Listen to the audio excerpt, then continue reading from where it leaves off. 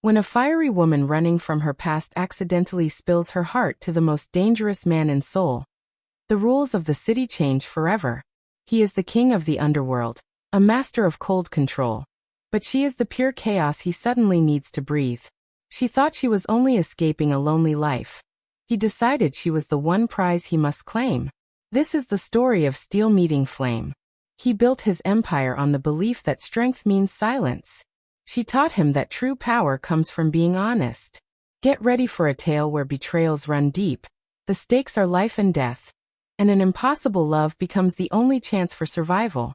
If you are ready for a story that will pull you into the shadows and show you the true price of love, you are in the right spot. Hit that like button, smash subscribe, and turn on notifications because the journey into the dangerous world of Afro-Korean soul tales is about to begin. Let's dive in. A terrible, booming headache hit Rebecca before her eyes even opened. Her awareness swam up through a heavy fog, slow and thick like syrup. Every muscle felt strained and achy from confusion, and the lingering scent of alcohol seemed trapped under her skin. Strange, rich smells flooded her senses. Expensive sandalwood, old cognac, and the sharp, clean scent of leather that hinted at danger and wealth she had never experienced. Her face was pressed against something firm, warm, and distinctly alive. She lay there for a long moment, waiting for the room to make sense. She raised her head inch by careful inch, the movement sending sharp spikes of pain behind her eyes. Then her world tilted sideways. Her generous curves were sprawled across the torso of a man whose skin was painted in midnight ink. Complex tattoos wound up his forearms, across his throat, vanishing beneath the silk fabric of the sheets. His hands stayed locked around her waist possessively, a heavy warm weight, holding her captive even in unconsciousness. She inhaled sharply, clutching the expensive sheets to her chest, the silk feeling cool and unfamiliar. "Lord, what have I done?" she whispered, the sound barely audible over the rush in her ears. She jerked upright too quickly, her box braids whipping around, pure, stomach-dropping terror coursing through her veins. And there he was, the ghost story of Seoul's nightlife, the man the underworld spoke about in fearful whispers. Seo-jun, 29, the destined heir to the city's deadliest crime syndicate. Ruthless, strategic, always wearing designer street clothes that were meant to fool people into lowering their guard. Now he occupied the bed beside her. "Sleep good, gorgeous?" His voice emerged rough from slumber, but laced with dangerous amusement. One eye cracked open lazily, watching her. His mouth curved into that devastating smirk that probably sent most people fleeing for the nearest exit. Rebecca's throat went bone dry. Her mind scrambled backward through last night's events, desperately trying to construct a timeline. Strobe lights flashing, the bass vibrating through her bones, her loud, desperate laughter masking the devastation she felt inside. Too many cocktails, too much sadness. Dancing recklessly while the crowd cheered her on, then scattered, terrifying images. His face a flawless sculpture of cold power, cutting through the mob, his tattoos glowing under neon, his intense, predatory stare pinning her like captured prey, and then the inevitable, merciful blackness. She gripped the fabric tighter, her knuckles white. Did something happen? Oh God, please tell me we didn't. Seo-jun chuckled deeply, the sound low and resonant. He dragged fingers through his disheveled black hair, making the movement seem effortless. "If you're drawing blanks, then you were way more drunk than I calculated." Her eyes stretched wide with alarm. "Wait, so we really?" He stretched languidly, a fluid, predatory grace in every movement, the ink shifting across the muscle of his chest and arms. "Nothing went down unless sobbing on my shoulder about your ex while declaring all men worthless counts. That and the strange, high-pitched whistling noise you made every time you exhaled." Rebecca wanted the earth to swallow her whole, and bury her deep beneath the marble floor. She buried her face in both palms, a muffled groan escaping her. "Please say you're messing with me." He sat upright beside her, the sharp, expensive scent of his cologne attacking her last defenses. "I've listened to dying enemies confess their greatest failures. Yours was marginally more interesting, though the aggressive snoring caught me completely off guard." Her head snapped toward him, true, hot horror overriding her shame. "I absolutely do not snore. I breathe perfectly." "Oh, you definitely do. Plus, you left a regrettable, sticky spot of drool right here." He tapped his bare chest with theatrical disgust. This silk is a limited edition. It costs more than your monthly salary. You're in debt to the syndicate, Rebecca. Despite the blinding wave of humiliation, an unsteady, slightly hysterical laugh escaped Rebecca. She despised how effortlessly he cracked the rigid armor she wore every day. She hated even more how her body reacted to his immediate nearness, the electric awareness of him despite the shame. Snatching her small clutch bag from the floor, she stood up shakily. The air felt charged, too thin. This never occurred. You and me never happened. This moment never existed. Understood, gorgeous? His smirk intensified, cruel and gorgeous. Except you're walking out wearing my clothes. She glanced down and nearly collapsed. His oversized black t-shirt completely drowned her frame, the silk feeling foreign and strange against her skin. Her sequined mini-skirt lay abandoned on a nearby chair. She ripped the shirt off, wrestled back into her tight outfit, adjusting the bronze sequins frantically, and charged toward the massive exit door. Don't you dare show your face at my club again, she snapped, turning back just for a second. Oh, sweetheart. His voice tracked her like smoke, silky and lethal, a final warning. You'll absolutely be seeing me real soon. Her heartbeat thundered against her ribs as she slammed the heavy door shut behind her. Outside, the cold, morning atmosphere of the Seoul dawn slapped her face, a brutal contrast to the opulent heat of his room, but it couldn't extinguish the inferno burning within her. Rebecca, the voluptuous black hostess men desired, but never committed to, had just awakened, physically entangled with the city's most feared criminal heir. She tried to convince herself it was merely an error, one night of catastrophically poor judgment, a line crossed and regretted. But deep in her core, she understood Seo-jun's words were a vow. Their dangerous, unavoidable narrative had just begun. Seo-jun wasn't someone who lost concentration. He had built his reputation on flawless control. $1 million deals could collapse. Rivals could scheme his assassination. And he'd stay frozen steel, flawlessly composed, always calculating 3 moves ahead. But for the first time in what felt like forever, his brain refused obedience. It cycled one loop relentlessly. Rebecca. That woman. That loud, curvy, blazing tempest who'd snored on his chest as if she owned the place. He assured himself it was simple, base attraction. Men constantly pursued her figure, drawn by the beautiful confidence she wore. But he knew this ran deeper than lust. It was her spirit, the way she'd stormed from his suite, fearless, entirely dismissive, treating him like an inconvenience, not the city's most dangerous heir. No woman had ever dismissed him that way. And he loathed how desperately he craved her to do it again. The challenge was magnetic, a gravitational pull he couldn't fight. He needed to contain that fire, to possess the only person who seemed immune to his power. The thought settled in his mind, sharp and cold as a surgical blade. She was his. Rebecca, meanwhile, dove back into her realm of strobe lights and deafening music. It was her escape, her fortress. She squeezed into a tight bronze dress, highlighting every curve, stilettos clicking a frantic, desperate rhythm across the club floor. Men gawked openly, their eyes greedy. Women gossiped, their whispers sharp as broken glass. But Rebecca's smile stayed mechanical, a professional mask she wore expertly. Behind every giggle she offered a patron hid a crushing, suffocating isolation. She was fiercely, beautifully alone. Her co-worker, Aisha, nudged her at the bar, her expression drawn with concern. Babe, you all right? You seemed shaken when you came in. What happened? Rebecca sipped her cocktail, the lime and sugar doing nothing to cut the metallic taste of anxiety in her mouth. She muttered low, hoping the music would swallow her words. Worse. I woke up plastered against a gangster's chest. Seoul's gangster. The main event. Her co-worker's eyes exploded in shock and immediate, wide-eyed fascination. Girl, what? You slept with Director Kong. Don't even joke with me. Don't even, she waved dismissively, forcing a laugh. I'm scrubbing that entire night from existence. It was a blackout. A mistake. End of story. He's already forgotten I exist. But even as she spoke those words, denying the terror and the strange excitement, her gaze drifted, pulled by an invisible, dangerous cord, toward the club's lavish, brass-plated entrance. Her breath stopped cold. There he stood, Seo-jun. He sauntered into the club like he commanded every molecule in the air. Tattoos were visible beneath his sleeveless designer top, intricate, dangerous art against his pale skin. Distressed black jeans. Platinum chains reflecting the fractured lights.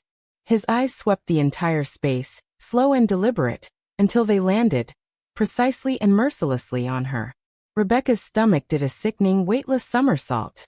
"Oh, absolutely not," she hissed through clenched teeth. "This is not happening." He smirked, a terrible, beautiful thing that seemed to acknowledge her desperate whisper across the massive distance. Minutes passed.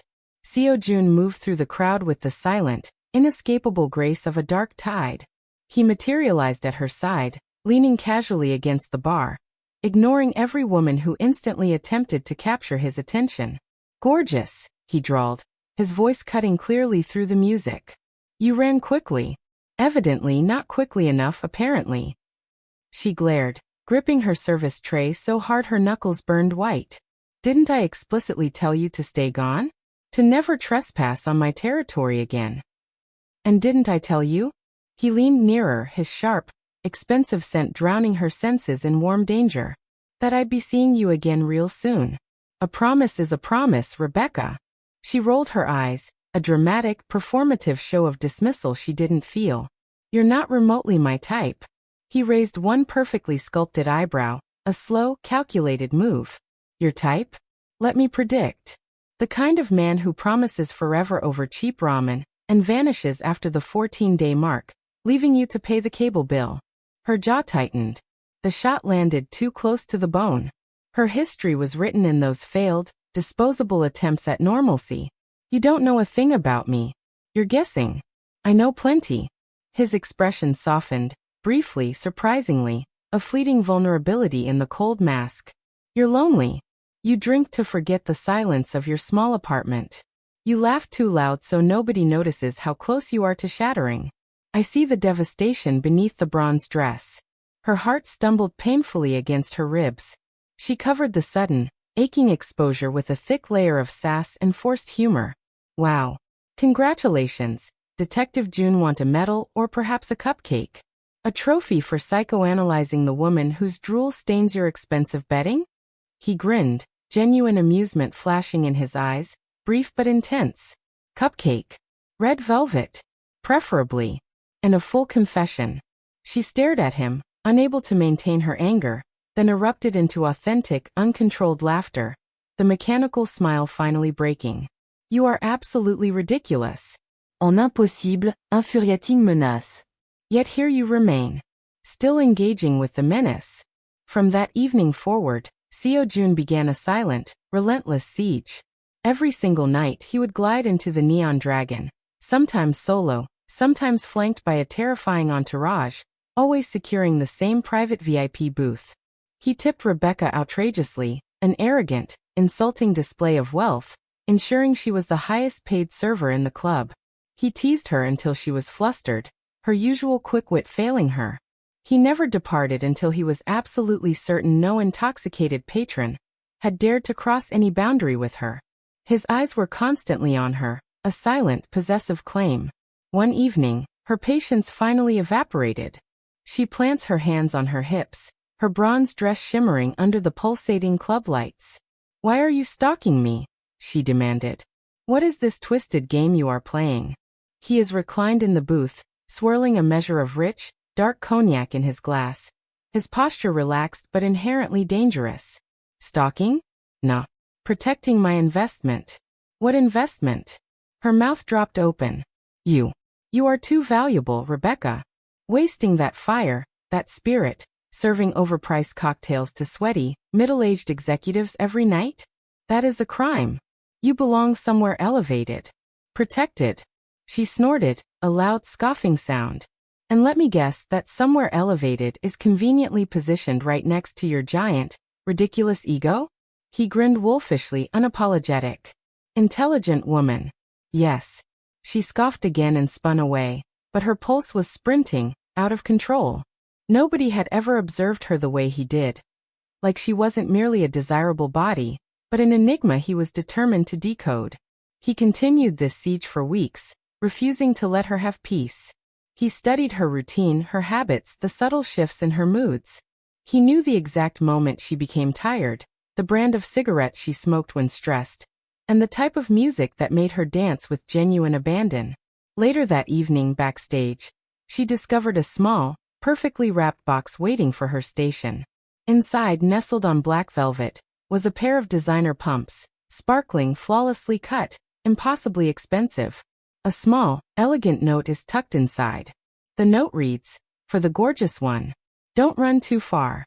S.J. Rebecca bit her lip, torn violently between blinding frustration and a strange, unfamiliar warmth spreading through her rib cage. "Lord have mercy," she whispered, shaking her head. "This man is pure chaos." But deep down, she already recognizes that chaos had never looked this attractive. And while Rebecca attempts pushing him away with her attitude in flames, Seo-jun is tumbling, hard and fast, into something he'd never believed possible. Obsession. The kind of fixation that money, narcotics, and authority could never remedy. And he absolutely isn't letting her escape his orbit. The club lights throbbed, but Rebecca's energy was bleaker than any darkness. She spent weeks evading Seo-jun like some twisted, lethal chase. Every night he materialized, tattoos gleaming, cognac in hand, his entire focus locked on her. She hated how this relentless, dangerous attention thrilled her. She hated even more how her colleagues whispered and gossiped. "Girl, that crime prince is obsessed with you. Be cautious, Rebecca. He doesn't just date. He consumes. Maybe he'll marry you and you'll leave this grind." She laughed it away, a hollow sound, but internally, the warning rattled her bones. Men always craved her body. No one had ever wanted her soul.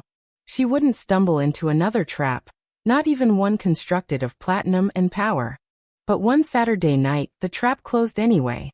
She had just finished serving a rowdy bachelor party when the manager, Mr. On, summoned her to the back office. His face looked strained, fingers fidgeting anxiously with his tie. "Rebecca, I'm truly sorry." Her stomach plummeted like a lead weight. "Sorry for what? Please don't tell me. Am I done here?" She blinked, struggling to process the fear. "You're done here. Orders from above. Don't complicate this. Just take your final pay slip and go." "What do you mean, done? I'm your top hostess. Customers specifically request me. I bring in half your VIP revenue." "Above you? Who is above the owner of this club?" Mr. On remained silent, staring at the floor, his defeat a palpable, sickening thing. Rebecca's brain instantly locked onto one name, one man. "You cannot be serious." She stormed from the office, her expensive heels hammering the club floor like bullets, drawing every eye in the room. And predictably there he sat. Seo-jun sprawled in the VIP booth, an emperor on his throne, surrounded by two silent, lethal bodyguards, but watching only her. "You," she hissed, marching straight toward him. "What did you do?" He raised his eyebrows, a magnificent picture of feigned innocence. "Me? I'm simply enjoying the vibe, Rebecca. The bass is excellent tonight. Stop playing games. You got me fired, didn't you? You had me cut loose. You used your power to rip away my livelihood." The corner of his mouth lifted, a slow, predatory curve. "Potentially."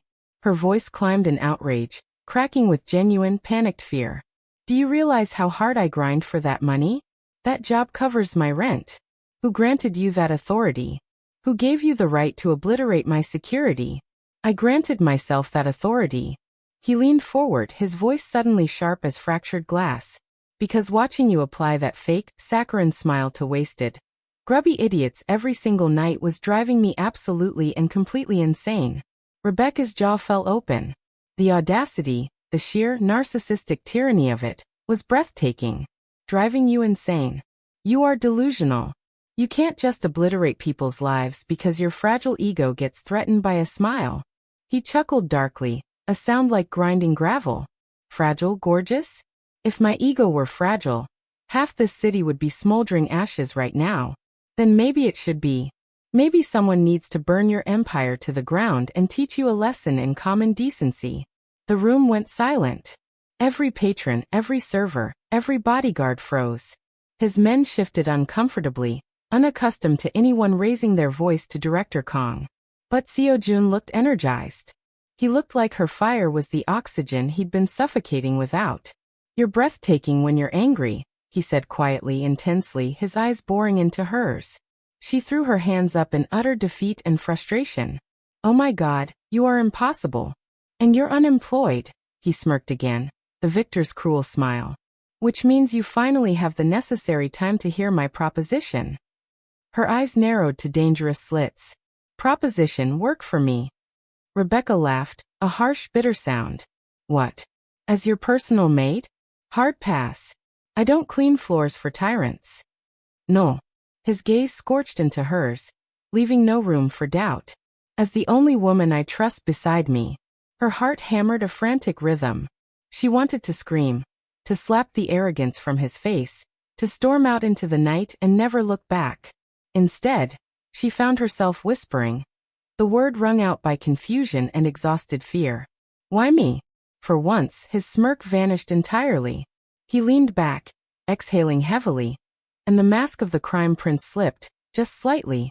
"Because everyone else who approaches me wants one of three things: my fortune, my power, or my death. You don't care who I am. You challenge me, confront me, make me feel." He paused, genuinely searching for the word, human. Rebecca's throat constricted. She hated how thoroughly her defenses had weakened. She hated that he was dismantling her walls without permission. So, she did what came naturally. She masked the vulnerability with attitude. "Well, congratulations. You've officially destroyed my livelihood, endangered my rent, and left me broke. Do I get a trophy for that magnificent display of petty obsession?" He grinned again, the genuine warmth returning, briefly overriding the darkness. "Yes. A penthouse." Her jaw dropped again, the second time in minutes. "A what?" "Penthouse. On River View. A walk-in closet larger than this entire club's storage room. It comes with security, food, and absolute freedom from every debt you hold." She stared at him like he had lost his mind. "You think you can just purchase me? You think my fire is for sale?" "No." His eyes softened genuinely, a deep, unsettling honesty. "I think I can protect you." Something fractured inside Rebecca at those words. Protection. Nobody had ever spoken them before. Nobody had ever meant them. But Rebecca wasn't ready to surrender her soul to the devil. Not yet. "Listen, Junior." She jabbed a defiant finger into his tattooed chest, her touch surprisingly gentle. "I don't need your penthouse.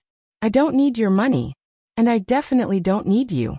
He caught her hand gently, pressing it against his chest where his heartbeat was steady, a powerful, unwavering pulse beneath the ink. His eyes, however, were vulnerable. "Maybe not. But I need you." Her breath caught, held hostage in her lungs. For once, Rebecca had no witty, dismissive, or angry response. That night, she departed the club jobless, planless, and utterly clueless about her future, while her heart was racing a marathon. But one thing was tragically, beautifully obvious. Seo-jun had just pulled her into his perilous, shadow-drenched world. And a terrified, yearning part of her wasn't certain if she wanted freedom anymore. The first time Rebecca entered Seo-jun's penthouse, she thought she'd stumbled onto the cover of a luxury magazine. Floor-to-ceiling glass walls displayed the Han River glowing beneath the vast tapestry of city lights. Marble floors gleamed beneath her high heels. Expensive, minimalist artwork hung casually like afterthoughts of wealth. The entire space screamed power and fortune, but felt unnervingly sterile, more like a showroom than a sanctuary for human emotion. She spent 10 minutes just walking the perimeter of the living room, her steps echoing on the cold marble. The furniture was all sharp angles and unforgiving leather, designed for dominance, not comfort. "Wow," she muttered, dropping her bag onto a black leather sofa. "So this is where the devil sleeps. It's certainly a spacious lair for darkness." Behind her, Seo-jun chuckled, tossing his keys onto the granite counter with a casual clang. "I'm flattered you consider me the devil. He wishes he had my tailor. And my view. Besides, the security here is state-of-the-art. You'll be safer here than you ever were at that club." She rolled her eyes. "Your ego needs its own continent, June. I'll send you a map." Her sarcasm died immediately when her gaze landed on the sleek, glass coffee table. Empty cognac bottles, crushed cigarette packs, and a small vial with obvious white powder residue clinging inside. Her heart plummeted hard, a sickening, terrifying drop. The sight was too familiar, too painful. "Oh hell no," she whispered, her voice tight with immediate dread. "You're using this garbage." She reached out, picking up the vial as if it were a deadly spider. Seo-jun stiffened instantly, his voice snapping like a whip, his previous calm vanishing. "Put that down, gorgeous. Right now. You don't touch that." Her nostrils flared. The familiar, destructive panic rose in her chest, the memory of her cousin vivid and sharp. "Are you out of your mind? No wonder you're constantly on edge, wired, and moving at the speed of a bullet. You're killing yourself with this poison. You're trading your soul for cheap anxiety. This is not power, June." "Don't lecture me, Rebecca," he snapped back, snatching the vial from her grip, his eyes flashing with danger. "You don't comprehend what it requires to survive my reality. You don't know what the pressure of running an empire is like. Maybe not your high-stakes reality, but I recognize self-destruction when I witness it." She shot back, planting her hands on her hips, fire in her eyes. "My cousin back home lost everything to this exact poison. It ate his brain. You think it makes you powerful, unstoppable? It just makes you a slave, June. A slave to a chemical powder."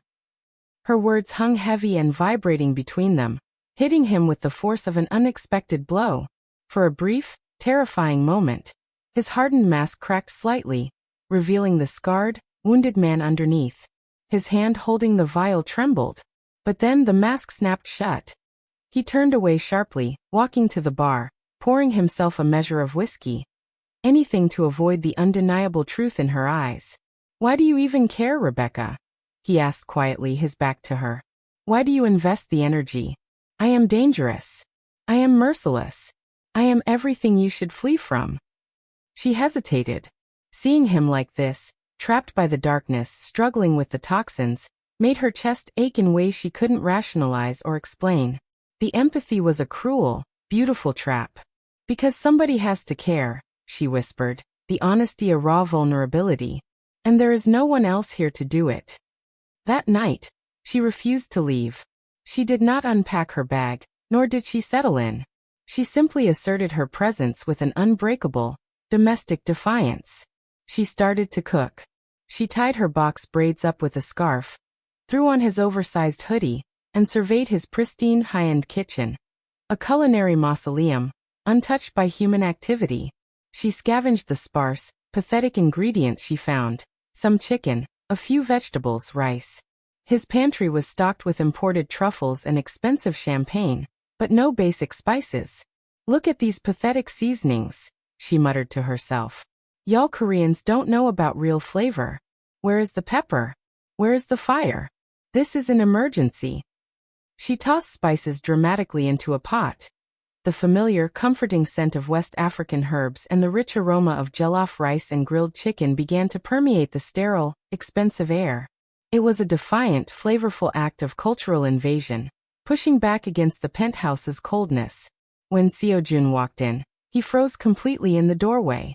The sight of her, small, fiery, and entirely out of place in his kitchen, stirring a massive pot with intense focus, seemed to genuinely stun him. He watched for a full minute, unable to process the domestic reality she had imposed on his fortress. "What are you doing?" he asked, his voice low and questioning. "Cooking.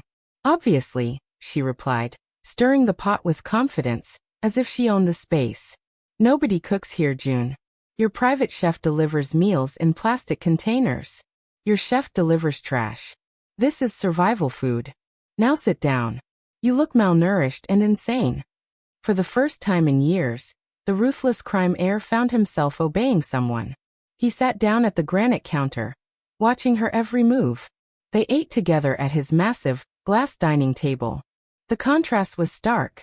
Her bright, steaming plate of spicy rice and chicken versus the cold, untouched, minimalist setting. Seo-jun took one bite and stopped. He stared at her, an unreadable expression freezing on his face. "What is this sorcery? What is this intense flavor?" he asked, genuinely confused by the taste. She smirked, a self-satisfied, deep grin. "You like it?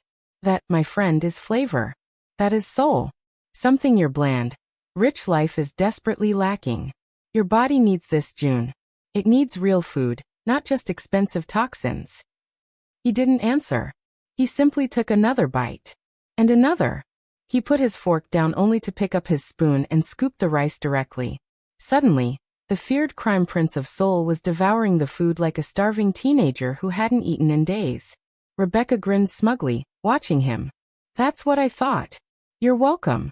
We're going to start weaning you off those chemicals with real nutrition. For the first time, he laughed genuinely. A real, unguarded, raw sound of amusement that startled both of them. It was a beautiful moment, a crack in the cold facade, but the sweetness did not last long. 2 nights later, Seo-jun brought her to a meeting. They drove in his black Mercedes to an abandoned, sprawling warehouse located deep in the outskirts of Seoul. The air smelled of concrete dust and the nearby, polluted river. Stay close, he murmured, his hand pressing the small of her back as they exited the car. Do not speak. Do not make eye contact. This is purely business, and these men are hungry. He handed her a long, dark designer jacket to cover her glittering club-style dress. Inside, the atmosphere was suffocating with tension. Men in dark, expensive suits sat around a long, chipped wooden table. Cigarettes burned in overflowing ashtrays, and their eyes were lethal and suspicious. Rebecca felt every single pair of eyes linger on her. The unexpected interruption in their dark, masculine order. She gripped Seo-jun's arm tighter, the familiar fear returning, sharp and visceral. One burly man, Park, sneered, his voice loud and coarse. Who's the girl, Director Kong? Did you bring a toy to the slaughterhouse? Seo-jun's gaze instantly went glacial.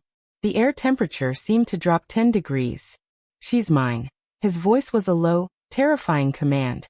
An essential part of my operations. Entertain the thought of disrespecting her again, Park, and you will lose your hands. Permanently. Do you understand? Rebecca's heart stumbled against her ribs. Not just the possessiveness, but the absolute command in his tone. It was terrifying, yet deeply protective.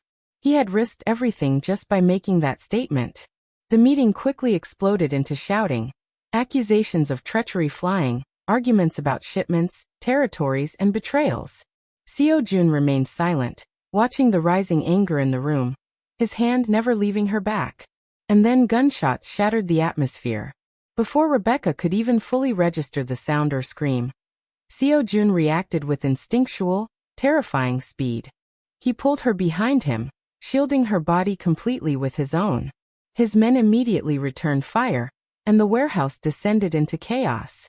The sounds of breaking glass, echoing shouts, and the relentless metallic percussion of weapons firing filled the enclosed space. Rebecca trembled violently, her nails digging into Seo-jun's arm, but he never flinched once.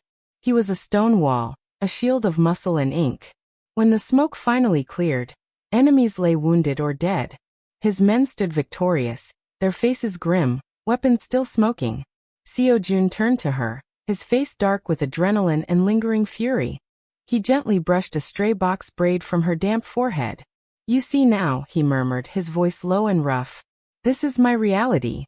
Dark. Brutal. Unforgiving. This is what you walked into. You can still leave. Walk away from the blood. She swallowed hard, staring into his fierce, haunted eyes. The fear was still there, but a defiant resolution had taken root. Then let me be your light, she said, her voice steady and clear. I told you I'm not running. For a long, paralyzing moment, Seo-jun couldn't breathe. Nobody had ever said that to him. They always demanded he come out into the sun, a sun he could never reach. Rebecca wanted to stand in his darkness willingly. And right there, in that shattered, smoke-curling warehouse, Seo-jun realized that Rebecca wasn't just another woman. She was the one thing he didn't know he'd been searching for. Salvation. Back at the penthouse, he sat on the edge of the massive, black leather sofa. His shirt was ripped, stained with blood and gunpowder residue. He was silent, the adrenaline wearing off, leaving him heavy and drained. Rebecca knelt before him, a damp, warm cloth in her hand, gently wiping the superficial cut on his sharp jawline. She was meticulous, focused only on the small, human wound. You don't have to carry all this alone, you know, she said softly, her eyes locked on his. You're trying to hold up the sky all by yourself. It's too heavy for one man. And who else would carry it with me? He asked, his eyes searching hers for a lie. I have no allies, Rebecca. Only people who want my position. Me, she whispered, the word simple and absolute. If you'll let me, I'll stand in the chaos with you. I'm not afraid of the dark. I'm afraid of you being alone in it. He stared at her, heart pounding, his meticulously constructed walls crumbling brick by brick under the simple weight of her honesty. For the first time, Seo-jun wasn't the ruthless crime prince. He was just a scarred man who had forgotten what tenderness felt like. And for the first time, he truly believed that maybe, just maybe, someone could actually look at him, the real him, and still love him. The storm arrived without warning, a betrayal more painful than any bullet. Rebecca had just finished organizing Seo-jun's walk-in closet, designer clothes that smelled faintly of high-end smoke and expensive cologne, when she heard him shouting in the living room. His voice, usually controlled and dangerously quiet, now cracked with raw, visceral fury and a sound of deep, personal pain. You betrayed me. After everything. After what I did for you. The years I covered your mistakes. Her heart lurched violently. She rushed out and found Seo-jun gripping his younger brother, Minho, by the collar, slamming him against the glass wall overlooking the city. Two of his personal guards stood frozen, uncertain whether to intervene in this sacred, dangerous family conflict. Minho, sweat streaming down his terrified face, stammered desperately. It wasn't me, Hyung. I swear. I was set up. I wouldn't do this to you. Lies. Seo-jun's voice thundered, echoing off the high ceiling, thick with disbelief. The information could only have come from your office. You leaked the shipment location. You orchestrated the ambush. Men died because of your greed, Minho. My men. Your men. Rebecca's stomach clenched, tightening with cold realization. She remembered that night vividly. The terrifying gunfire, the chaos, and how Seo-jun had used his own body as her shield. And now, the source of that terror were the face of family. Family. Seo-jun spat the word, bitterness thick in his mouth. Always after my empire. Always seeking to undermine me. Always trying to bury me beneath the weight of this inheritance. Did you think I wouldn't find out? Did you think I would give up my position for a viper like you? He released Minho with a violent shove. The younger brother stumbled away, scrambling toward the exit, casting a poisonous, resentful look back at Seo-jun. Seo-jun collapsed onto the large, black couch, burying his face in his hands. For once, Seoul's ruthless prince looked small, defeated, human. The weight of the world was suddenly visible on his broad shoulders. Rebecca approached quietly, walking past the frozen guards who still didn't move. She sat beside him, her presence a silent anchor. She simply reached out, her fingers brushing the dark ink on his knuckles, a tentative, gentle connection. He exhaled a long, shaky sound of absolute weariness and despair. Why are you still here, gorgeous? You've witnessed my world up close. The blood. The betrayal. The violence I live in. I should have frightened you away by now. You are supposed to run from this. This is toxic, Rebecca. Maybe I like being a little scared, June, she said softly, her accent curling quietly through the words. Keeps life spicy. Keeps my heart pumping. Besides, I already told you, I'm not running anymore. I'm only scared of the person you become when you are alone. He peeked at her, startled by the unexpected levity and the depth of the concern. He tried to laugh, but it came out as a broken, choked sound, thick with exhaustion. You truly are insane. You should be halfway to the airport right now. You saw what my family does. But before he could respond further, the massive floor-to-ceiling windows exploded inward. Gunfire erupted instantly. The penthouse descended into a terrifying chaos of splintered glass and echoing shots. Bullets tore through the drywall, shattering expensive artwork. It was a professional hit, swift and brutal. Seo-jun reacted with the primal speed of a seasoned predator. He tackled Rebecca to the floor, covering her completely with the solid mass of his body. His men dove for cover, returning fire immediately. Stay down, he barked, voice fierce with panic and adrenaline. Don't move. But Rebecca's eyes, wide with fear and adrenaline, caught something terrifying in the fractured light. A tiny red laser sight crawling across Seo-jun's chest, tracking mercilessly toward his heart. An assassin targeting the king. The light was small, but its message was absolute death. Her pulse spiked violently, a drumbeat in her ears. Everything slowed down, becoming sharp and urgent. "No!" she screamed, shoving him hard just as the shot rang out, a sharp, deafening crack.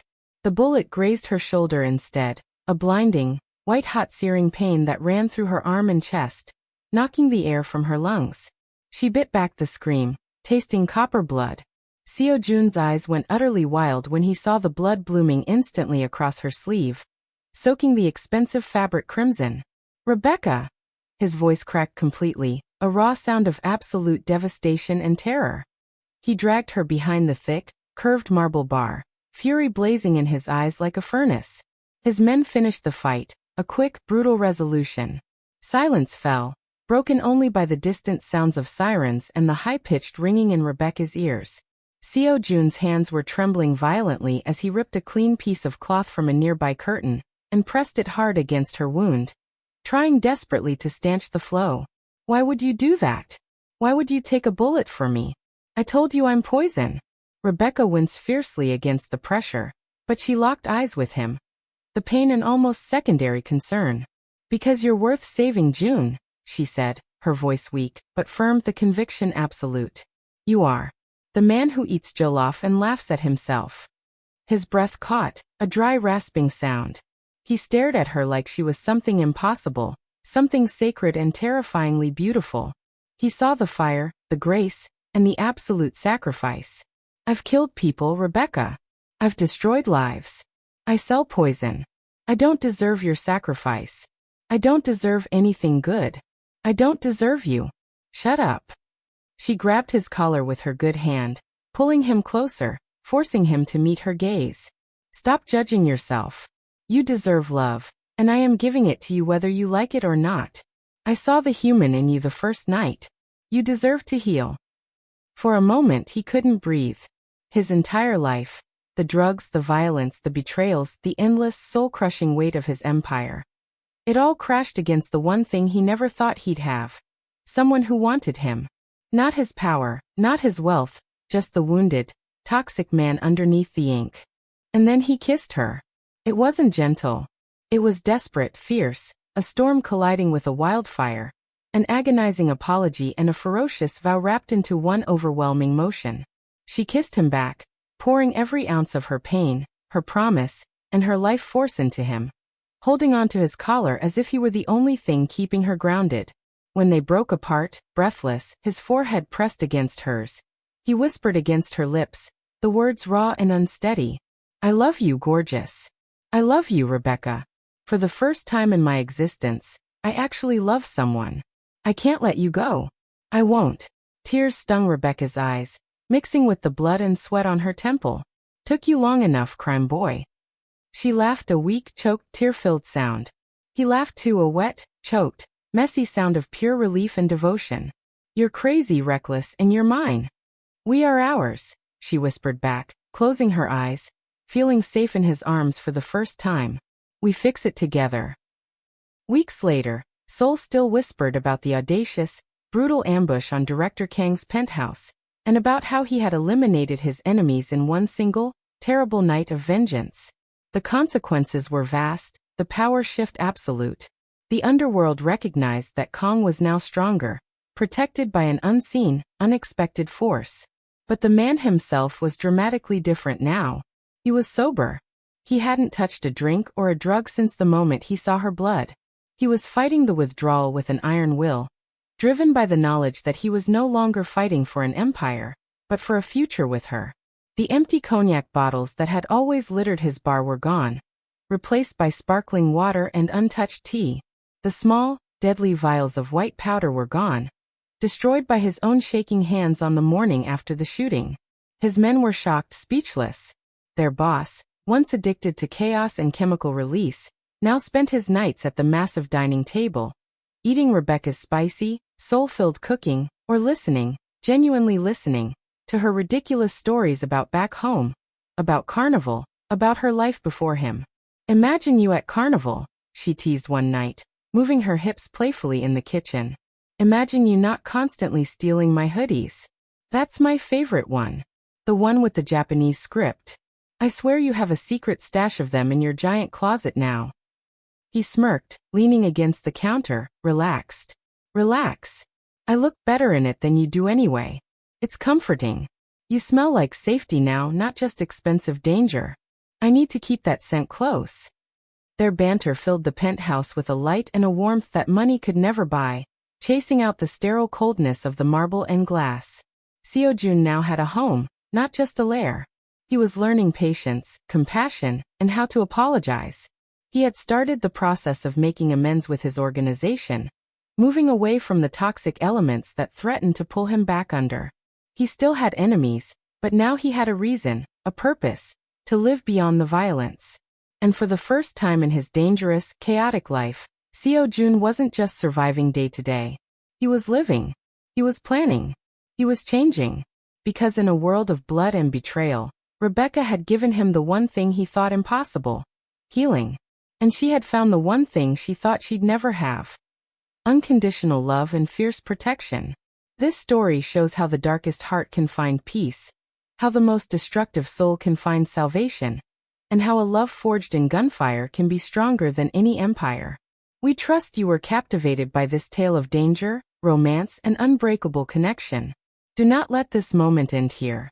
Find more gripping, emotionally charged sagas of fate and connection right here. Search for your next obsession. Subscribe, like, and share this powerful story of a love that was forged in gunfire. Only on Afro-Korean Soul Tales.